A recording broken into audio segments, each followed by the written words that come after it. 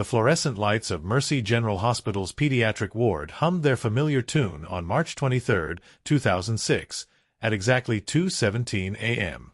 But by morning, 3 children who had been admitted for routine procedures were gone. Not discharged. Not transferred. Gone. And according to hospital records, they were never there at all. What happened in those missing hours would challenge everything we thought we knew about institutional accountability and the lengths some will go to protect their reputation. If this story resonates with you, please consider liking this video and subscribing to our channel. Your support helps us continue investigating these forgotten cases that demand answers. Dr. Sarah Martinez had worked the night shift in Mercy General's pediatric ward for 7 years. She knew every sound the old building made, the way the elevator cables groaned between floors, how the air conditioning unit in room 314 rattled just before midnight, even which floor tiles squeaked under the weight of the medication cart. But on the morning of March 24, 2006, something was different. Sarah arrived at 6:45 a.m. for her usual handoff meeting with Dr. Kevin Thompson, the night shift attending. Kevin sat at the nurse's station, staring at 3 empty patient charts spread across the desk. His usually neat handwriting looked shaky, erratic. "Kevin." Sarah approached cautiously. "Everything okay?" He looked up with bloodshot eyes. "Sarah, I need you to tell me something. Yesterday afternoon, when you left at 7 p.m., how many patients did we have in the ward?" 12, she replied without hesitation. "Same as always. The Ellis boy in 302 with pneumonia, little Jessica Chen recovering from her appendectomy in 308, the Thompson twins with RSV in 311. She paused. "Why?" Kevin's hands trembled as he picked up the charts. "Because according to our system, according to every official record, according to the admission logs, we only had 9 patients yesterday. These 3-inch," he held up the charts, "they don't exist." Sarah felt a chill run down her spine. "What do you mean they don't exist?" "I mean their names have been scrubbed from every computer system, every backup file, every physical logbook. Emma Rodriguez, age 7, admitted for tonsillectomy. Marcus Williams, age 9, observation after a playground accident. Lily Patterson, age 6, routine blood work for suspected anemia. I remember them, Sarah. I administered medications to them. I checked their vital signs at midnight, 2 a.m., 4 a.m. He stood up abruptly, his chair spinning behind him. "But there's no record they were ever here." Sarah's medical training kicked in. There had to be a logical explanation. System glitch? Database corruption. "That's what I thought." Kevin pulled out his phone, scrolling through his photos. "But look at this." The screen showed a picture Kevin had taken at 11 p.m. the previous night, a group photo with the pediatric nursing staff during their break. In the background, clearly visible through the glass partition, were occupied patient rooms. Sarah counted them. 12 beds, 12 patients. "Kevin, this proves—" "Look closer." Sarah squinted at the screen. The image quality was good enough to make out details. Room 302, Ellis boy, exactly as she remembered. Room 308, Jessica Chen, her arm in a sling from the surgery. Room 311, the Thompson twins sharing the larger room. But rooms 305, 309, and 313 showed empty beds with pristine sheets, as if they had never been occupied. "That's impossible," Sarah whispered. "I specifically remember checking on Emma in 305. She was scared about her surgery scheduled for this morning. I sat with her for 20 minutes, reading from that Matilda book she brought." Kevin nodded grimly. "I remember Marcus in 309 asking for extra blankets because the air conditioning was too cold. And Lily in 313 couldn't sleep because she was worried about the blood test results." Sarah felt her legs go weak. She grabbed the edge of the counter for support. "Kevin, this isn't possible." 12 people can't just collectively hallucinate 3 patients. That's what I keep telling myself. He pulled out a small notepad from his coat pocket. But I wrote down their vitals by hand, like I always do before entering them into the system. Look. The notepad contained Kevin's meticulous handwriting, documenting vital signs for 12 patients throughout the night. Emma Rodriguez.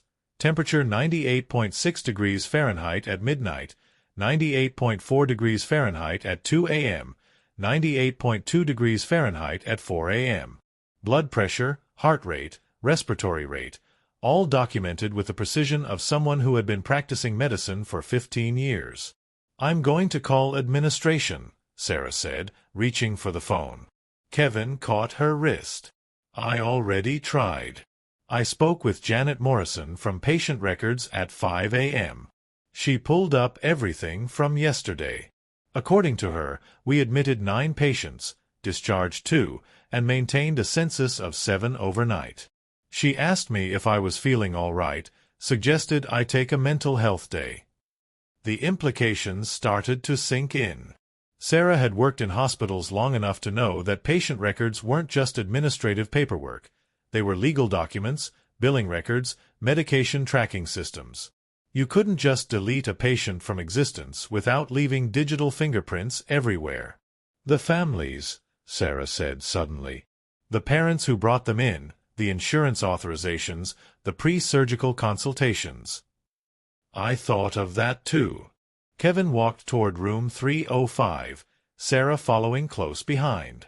I called the main switchboard and asked them to connect me with the Rodriguez family. The number we have on file, the one I personally verified when Emma was admitted, is disconnected. They stood in the doorway of room 305. The bed was made with military precision, the way housekeeping prepared rooms for new admissions. But Sarah could swear she smelled the faint scent of the strawberry shampoo Emma's mother had brought from home. Kevin, I need you to think carefully. Is there any possibility we're both experiencing some kind of shared delusional episode? Carbon monoxide leak, medication mix-up, extreme stress. Kevin had considered this. I thought about that. But look. He pointed to the whiteboard next to the bed, where they wrote patient information and care instructions. The board was clean, freshly erased. But if you looked at it from the right angle, under the fluorescent light, you could still see the faint ghost markings where someone had written Emma R. Age 7, tonsillectomy scheduled 8 a.m., NPO after midnight.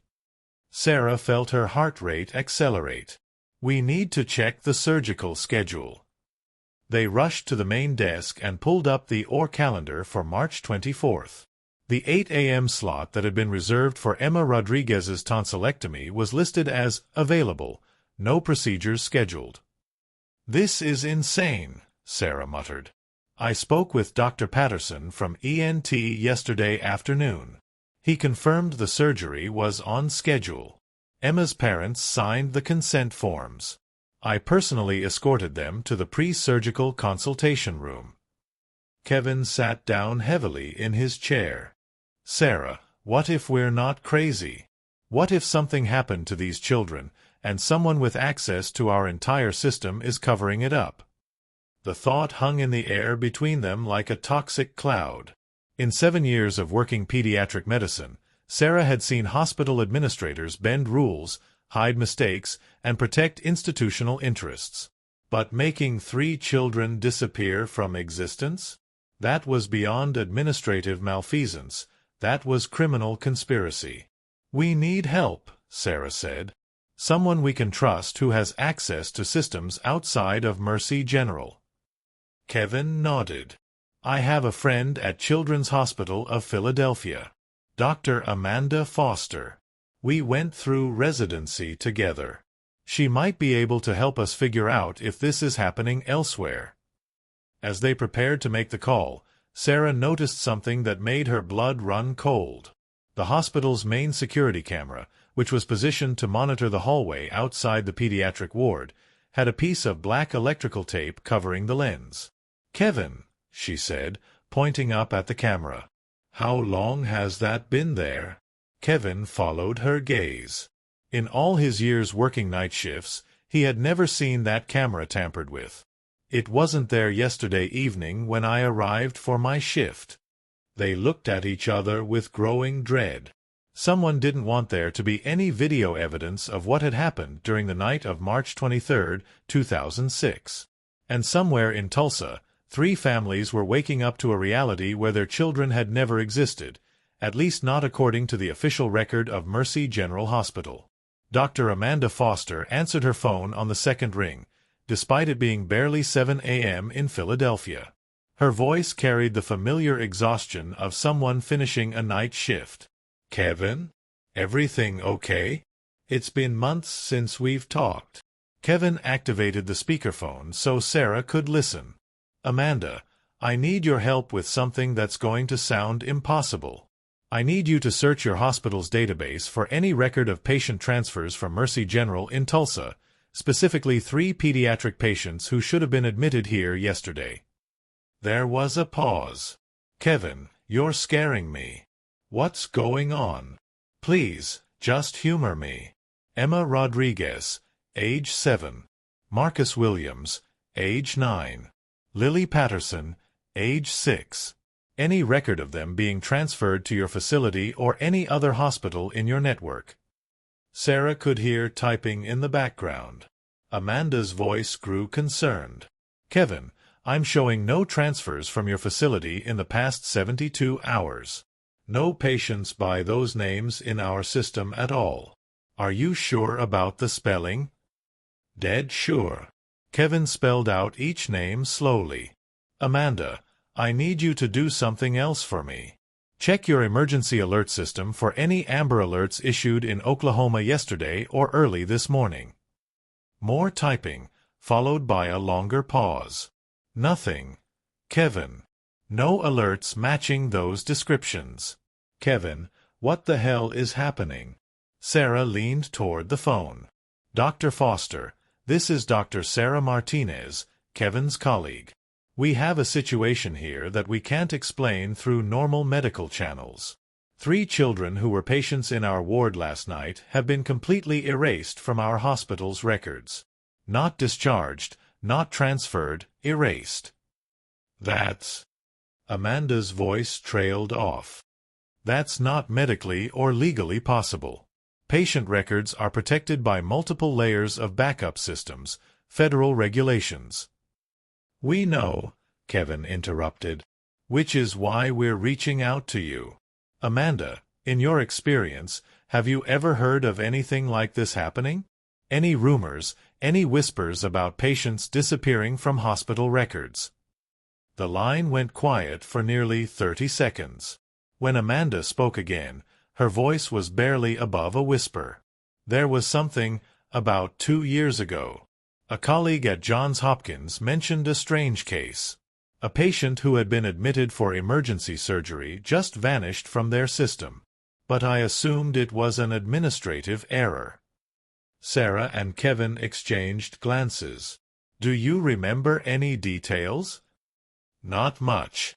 It was during a conference, just casual conversation. But I remember her saying the strangest part wasn't that the records disappeared. It was that the patient's family stopped looking for him. Like they just forgot he existed." Kevin felt a chill run down his spine. "Amanda, I need you to do me a favor. Can you reach out to that colleague?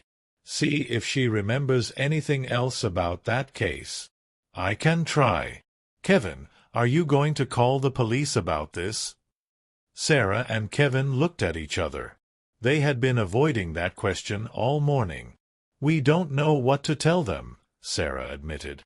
3 children are missing, but according to every official record, they were never here. What crime has been committed? After ending the call with Amanda, Kevin made a decision that would change everything. "I'm going to check something," he said, walking toward the hospital's archives. Mercy General kept physical backup records in a basement storage facility. Boxes of paper documents that predated their digital system and served as legal backup for their electronic files. If someone had tampered with their computer records, the paper trail might still exist. The archives were managed by Harold Kowalski, a 62-year-old former librarian who had been with the hospital for over 20 years. Harold prided himself on maintaining meticulous physical records, often joking that paper doesn't crash and ink doesn't get hacked. They found Harold in the basement, surrounded by filing cabinets that stretched from floor to ceiling. The air smelled of old paper and industrial disinfectant. "Dr. Thompson, Dr. Martinez," Harold greeted them with surprise. "What brings you down to my cave this early?" Kevin decided to be direct. "Harold, I need you to pull the physical admission records for yesterday, March 23rd. Specifically, the pediatric ward." Harold's expression grew puzzled. "Physical records for yesterday?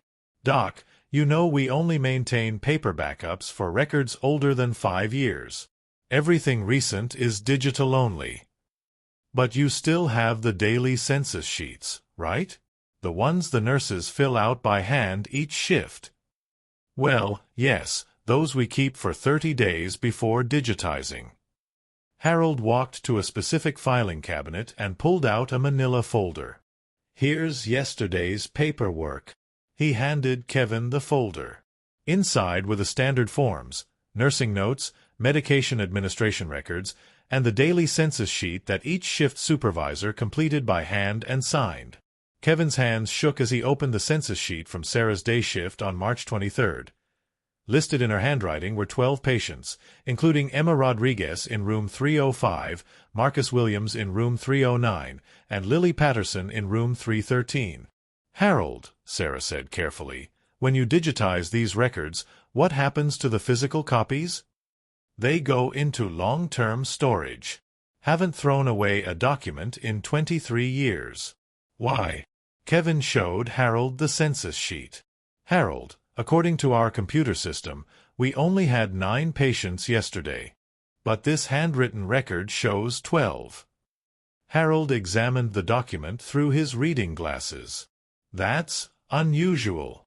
Sarah, this is definitely your handwriting, right?" "Absolutely. I filled out that form myself at 6:30 p.m. before my shift ended." Harold walked to another filing cabinet and pulled out a thick binder. "Let me check something. This is our master log. Every document that comes through archives gets logged by hand when I process it." He flipped through pages of meticulous entries. "Here's March 23 RD's paperwork. That's strange." "What?" "According to my log, I received 11 documents from the pediatric ward yesterday. But I only processed 9 into the digital system." Harold looked confused. "I never skip documents. It's against protocol." Kevin felt pieces of a puzzle clicking together. "Harold, where would those 2 unprocessed documents be?" "They should be in my pending bin." Harold walked to his desk and opened a wire basket labeled TOB processed. The basket was empty except for a few documents from other departments dated today. "Harold, I need you to think carefully," Sarah said. "Did anyone visit the archives yesterday evening or this morning? Anyone with access who might have removed documents?" Harold's face went pale. "Dr. Morrison from administration was here around 11 p.m. last night. Said she needed to retrieve some records for an urgent legal matter. That was unusual. She's never been down here during night shift before." Dr. Janet Morrison, the same administrator who had told Kevin that morning that only 9 patients had been admitted yesterday. "What exactly did she take?" Kevin asked. "She didn't take anything. She said she just needed to verify some information for a potential lawsuit. Spent about an hour going through the files, then left."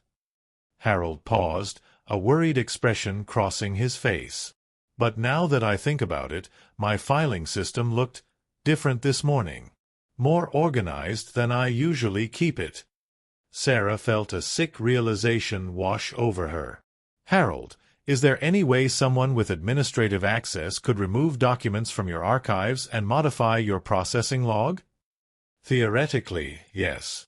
But they'd need my computer password and knowledge of our filing system. And they'd have to know exactly what they were looking for. Harold sat down heavily in his chair. Are you saying someone deliberately removed evidence that those 3 patients existed? Before Kevin could answer, they heard footsteps on the stairs leading to the archives. All 3 turned toward the entrance. Dr. Janet Morrison appeared in the doorway, her usually composed demeanor showing cracks of strain. Behind her stood 2 men in dark suits who didn't look like hospital administrators. Dr. Thompson, Dr. Martinez, Janet said with forced calm. I need you both to come with me. We have some questions about your recent concerns regarding patient records. Harold instinctively moved closer to his filing cabinets. Dr. Morrison, these doctors have legitimate questions about discrepancies in. Harold, thank you for your assistance, but this is now an administrative matter. One of the suited men stepped forward. I'm going to need you to step away from those files. Kevin felt his heart rate spike. Janet, what's going on? Who are these men? Janet's hands were visibly shaking despite her attempt to maintain authority. Kevin, you and Dr. Martinez have stumbled into something that's classified above our hospital's authority level. These gentlemen are here to help clarify the situation. Sarah backed toward Harold, protectively positioning herself between the older man and the strangers. Classified? Janet, we're talking about missing children. There's nothing classified about pediatric patient care. The taller of the 2 men spoke for the first time, his voice carrying unmistakable authority.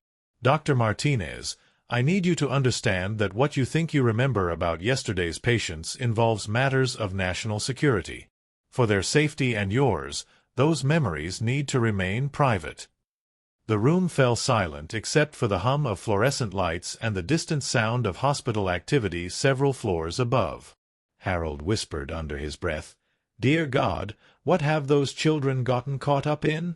The suited men introduced themselves as Agent Davis and Agent Reeves from what they called a federal task force investigating medical anomalies. They led Kevin, Sarah, and Harold to a conference room on the hospital's administrative floor, a room that Sarah had never seen used in her 7 years at Mercy General. The space felt wrong somehow. Too clean, too sterile, with modern equipment that didn't match the hospital's aging infrastructure. Multiple laptops sat open on the table, displaying data streams that looked nothing like standard medical records. Janet Morrison sat at the head of the table, but her body language suggested she was not in control of this meeting. Her hands remained clasped tightly, knuckles white, and she avoided eye contact with Kevin and Sarah. Agent Davis opened a thick manila folder. Dr. Thompson, Dr. Martinez, what I'm about to share with you is classified information that relates to national security. You'll be required to sign non-disclosure agreements before we proceed. Sarah found her voice. I'm not signing anything until you tell us what happened to Emma, Marcus, and Lily. Agent Reeves looked at her with what might have been sympathy. Dr. Martinez, those children are safe. They're alive and healthy, but they're no longer your concern. They were my patients, Kevin said firmly. I took an oath to do no harm. I can't just pretend they don't exist because you tell me to. Davis pulled out 3 photographs and placed them on the table. The images showed Emma Rodriguez, Marcus Williams, and Lily Patterson, exactly as Kevin and Sarah remembered them, down to Emma's Disney princess nightgown and Marcus's Spider-Man cast on his left wrist. What you experienced yesterday was real, Davis began. These 3 children were indeed patients in your pediatric ward. But their presence here was part of a classified federal program, and their true identities are not what you were told. Sarah stared at the photographs. What kind of federal program involves deceiving hospital staff about pediatric patients? Agent Reeves exchanged a glance with his partner before continuing. The children you knew as Emma, Marcus, and Lily are part of a witness protection program involving a complex federal investigation. Their medical conditions were fabricated to provide them with secure temporary housing while we arranged their permanent relocation. Kevin felt pieces clicking together, but the picture they formed was disturbing. You used our hospital as a safe house. You put 3 children in our pediatric ward under false pretenses. It was the safest option available to us on short notice, Davis explained. Mercy General has an excellent security record, limited external access points, and medical staff bound by patient confidentiality laws. We needed 48 hours to complete their documentation and arrange transportation to their new location. Harold, who had been quietly listening, spoke up. But why erase all the records? Why make it seem like they never existed? Because, Agent Reeves said gravely, the people we're protecting them from have extensive reach, including access to medical databases. Any digital footprint of their location, even for 48 hours, could compromise their safety and the safety of their families. Janet Morrison finally spoke, her voice strained. I was contacted by federal authorities 3 weeks ago. They explained that we might be asked to participate in a classified protection operation. I was told that complete cooperation and discretion were matters of life and death. Sarah felt anger building alongside her confusion. So you just agreed to deceive your entire medical staff? To make us think we were treating real pediatric patients? Dr. Martinez, Davis said, the medical care you provided was genuine. The children did need monitoring. They had been through significant trauma as witnesses to serious federal crimes. Your professional care likely contributed to their psychological stabilization during a critical period. Kevin studied the agents' faces. Something still felt wrong. If this was legitimate witness protection, why the elaborate medical charade? Why not just use a federal safe house? Agent Reeves hesitated for just a moment, long enough for Kevin to notice. The specific threat level required this level of operational security. What kind of federal crimes are we talking about? Sarah pressed. That information is classified above your clearance level, Davis replied. What's important is that these children are now safe, in their new location, with new identities that will protect them for life. Harold raised a trembling hand. Agents, I need to ask something. If these children's safety depends on their location remaining secret, why are you telling us this? Why not just let us believe we imagined it all? Davis and Reeves exchanged another look. This time, their pause lasted longer. Because, Davis finally said, you've proven you can't simply forget what happened. Your investigation this morning, your calls to other hospitals, your examination of physical records, you're too thorough, too persistent.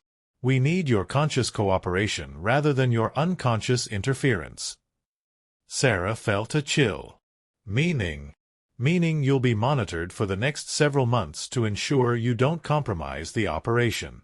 Your phone calls, your email, your professional communications, all will be subject to federal oversight until we're certain the children are permanently safe.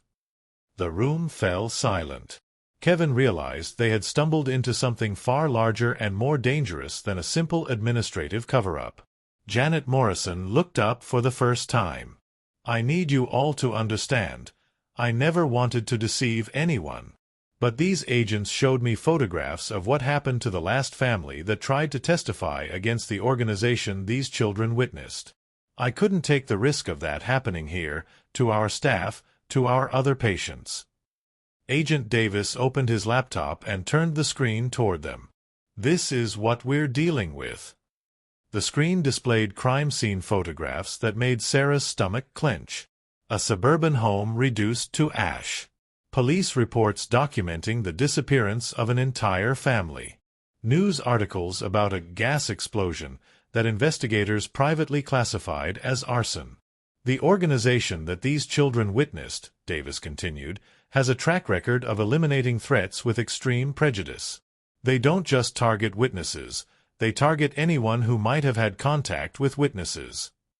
Harold's voice was barely a whisper. Dear God. Kevin studied the documentation.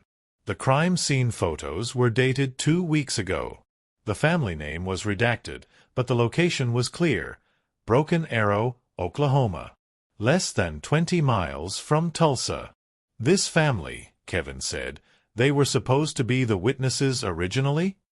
Agent Reeves nodded grimly. The parents and their 3 children.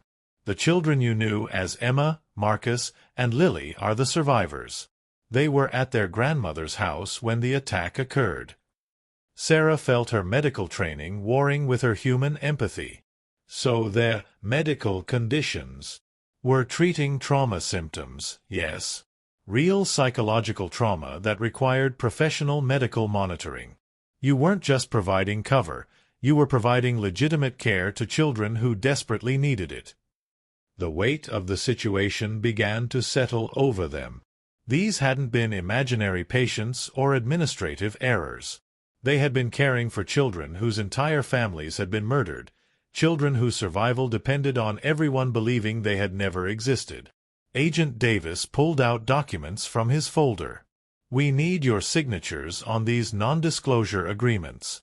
But more than that, we need your word that you understand the stakes. These children's lives depend on this story never being told. Harold was the first to reach for a pen. If it protects those babies, I'll sign anything. Sarah hesitated. What happens to us now? How do we just go back to work tomorrow and pretend this never happened? You don't pretend it never happened, Agent Reeves said softly. You remember that you saved 3 lives by providing them with professional medical care during the most dangerous 48 hours of their existence. You remember that your discretion is keeping them alive. Kevin picked up his pen but didn't sign immediately. I need to know one more thing. Will we ever know if they're okay? If this all worked? Davis closed his laptop. Dr. Thompson, in our line of work, no news is good news. If you never hear about Emma Rodriguez, Marcus Williams, or Lily Patterson again, it means they're living the safe, normal lives that your care helped make possible. As they signed the documents, Sarah realized that she would carry the memory of those 3 children for the rest of her career. Not as a medical mystery or administrative error, but as a reminder that sometimes healing happened in the shadows, where the most important victories were the ones that no one could ever acknowledge. Outside the conference room, life at Mercy General continued its normal rhythm, unaware that 3 lives had been saved and a tragedy had been prevented through the simple act of medical professionals doing their jobs, even when they didn't fully understand why. 6 months later, Dr. Sarah Martinez sat in her car in the hospital parking lot, staring at a newspaper article on her phone. The headline read, Federal Task Force Dismantles Multi-State Human Trafficking Ring, 47 Arrests Made. The article mentioned raids in Oklahoma, Arkansas, Kansas, and Texas. It described a criminal organization that had operated for over a decade, using legitimate businesses as fronts for trafficking operations. But what caught Sarah's attention was a single line buried in the 6th paragraph. The investigation began when 3 juvenile witnesses provided testimony that led authorities to the organization's Oklahoma operations. She showed the article to Kevin when he arrived for his shift.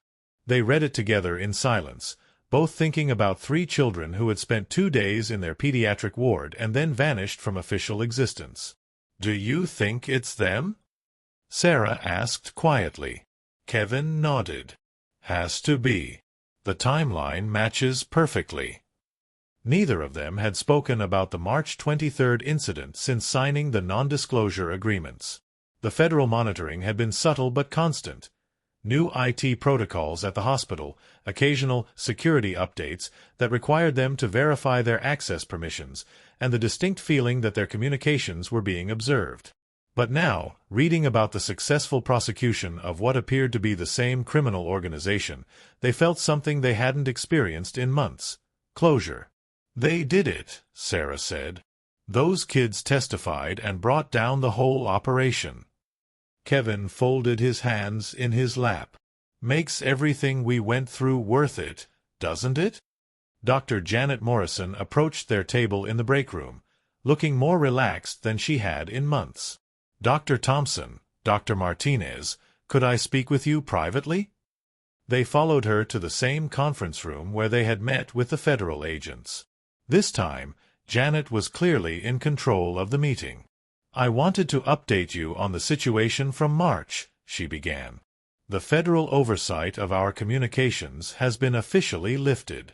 The case has been resolved successfully, and the threat level has been reduced to 0. Sarah felt a weight lift from her shoulders. "The children?" Janet smiled, the first genuine smile they had seen from her since the incident. "Are safe, healthy, and living normal lives under their new identities. They'll never have to testify again or worry about being found by the people who hurt their families." Kevin leaned back in his chair. "Janet, I need to ask you something. How much of what those agents told us was true?" Janet considered her words carefully. The core facts were accurate. 3 children whose families were murdered by a criminal organization were placed in our care for protection, while federal authorities arranged their permanent relocation. The medical monitoring they received was genuine. They were dealing with severe trauma. But Sarah sensed there was more. But the operation was more complex than they described. What you experienced wasn't just witness protection. It was part of an active federal sting operation. Those children's presence here was bait. Kevin felt his stomach drop. Bait. The criminal organization had been tracking the children since the murder of their families. Federal authorities allowed them to believe they had located the children here, then monitored who tried to access our hospital systems and who attempted to enter our facility during those 48 hours. Sarah's eyes widened. "You mean the people who killed their families actually tried to get to them here?" Janet nodded grimly. 3 different attempts during the night shift on March 23rd. All intercepted by federal agents positioned throughout the hospital. The digital erasure of the children's records wasn't just to protect them. It was to prevent the criminal organization from confirming their location until federal authorities were ready to make arrests. Kevin thought about that night, remembering how unusually quiet it had seemed, how few visitors they'd had, how the security cameras had been covered. "We were in danger, weren't we?" "You were never in real danger," Janet assured them. "But yes, this hospital was essentially the center of a federal law enforcement operation for 48 hours. Every person who entered or attempted to enter was monitored and identified." Harold knocked on the conference room door and entered with a small cardboard box. "Dr. Morrison, you asked me to bring these up when the restrictions were lifted." Janet opened the box and removed 3 sealed envelopes. Before the children were relocated, they each wrote thank-you notes to their medical caregivers. The federal agents held these until the operation was complete. She handed 1 envelope each to Kevin, Sarah, and Harold. Kevin opened his with trembling hands. Inside was a hand-drawn picture of a doctor with a stethoscope, surrounded by hearts and flowers. At the bottom, in careful child's handwriting, "Thank you, Dr. Thompson, for checking on me when I was scared. You made me feel safe. Emma." Sarah's note was similar, with a drawing of a nurse holding a little girl's hand. "Dr. Martinez, you read to me and made the scary dreams go away. I hope I can be a doctor like you someday. Marcus." Harold's envelope contained a drawing of an elderly man surrounded by books and filing cabinets, with the words, "Mr. Harold, thank you for keeping our secrets safe in your special room. You're like a superhero with filing cabinets. Lily." All 3 sat in silence, processing the emotional weight of the children's gratitude. Janet continued, "The federal authorities wanted you to know that your professional care during those critical 48 hours likely prevented these children from developing severe PTSD. The stability and normalcy you provided helped them process their trauma enough to eventually testify effectively against their family's killers." Sarah wiped tears from her eyes. "So our medical care actually contributed to solving the case?" "More than that," Janet said. "According to the final federal report, The children's psychological stability during their testimony was cited as a key factor in securing convictions. The jury found them credible and compelling witnesses specifically because they had received proper medical and psychological care during their most vulnerable period. Kevin looked at Emma's drawing again. Do they know about what we did for them? They remember being cared for by kind doctors and nurses when they were scared and confused. They remember feeling safe in a hospital room when the rest of their world had become dangerous. They don't know the full details of the operation, and they never will, but they remember being cared for when they needed it most. Harold carefully folded his drawing and put it back in the envelope. Will we ever know how they turn out? Whether they're able to have normal lives? Janet shook her head. Their new identities are classified at the highest level. But the federal agents assured me that they're living with loving foster families who understand their situation, receiving ongoing counseling, and attending school under their new names. As they prepared to leave the conference room, Sarah had one final question. Janet, if a similar situation ever arose again, would you make the same choice? Would you allow our hospital to be used this way? Janet considered the question seriously. If it meant saving 3 children's lives and bringing down a criminal organization responsible for multiple murders? Yes. But I hope we never face that choice again. They walked back to the pediatric ward together, passing rooms 305, 309, and 313. The rooms were occupied by new patients now, children with routine medical conditions whose presence in the hospital was thoroughly documented and completely legitimate. But Kevin, Sarah, and Harold would always remember the 48 hours when those same rooms housed 3 children whose existence had been temporarily erased from official records to save their lives. 6 months later, the criminal organization that had murdered the children's families was completely dismantled. 47 arrests led to convictions that would keep the perpetrators in federal prison for life. 3 children who had spent 2 nights in room 305, 309, and 313 of Mercy General's pediatric ward were living new lives under new names, attending school, making friends, and slowly healing from trauma that no child should ever have to endure. And in a hospital in Tulsa, Oklahoma, 3 medical professionals carried a secret that would forever change how they understood their oath to, first, do no harm.